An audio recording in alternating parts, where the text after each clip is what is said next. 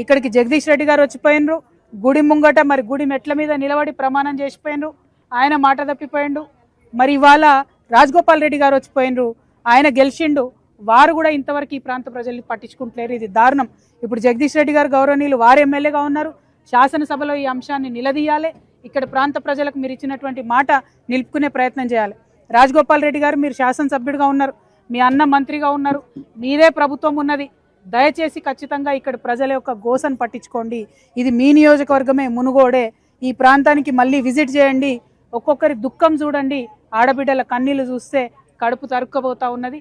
దయచేసి ఈ సమస్యను పరిష్కరించాలని ప్రభుత్వాన్ని నేను డిమాండ్ చేస్తూ ఉన్నాను. మీరు త్వరితగతిన ఈ సమస్యను పరిష్కరించకపోతే తెలంగాణ జాగృతి తరఫున అవసరమైతే డిండి పరివాహక ప్రాంతంలో ఉన్న అన్ని ముంపు గ్రామాల ప్రజలతోని హైదరాబాద్లో ముఖ్యమంత్రి గారి ఇల్లు ముట్టడించడానికి కూడా మేము వెనుకడుగు వేయమని చెప్పి హెచ్చరిక చేస్తూ ఈ ప్రాంత ప్రజల కష్టాలు తీర్చాలని డిమాండ్ చేస్తున్నాం.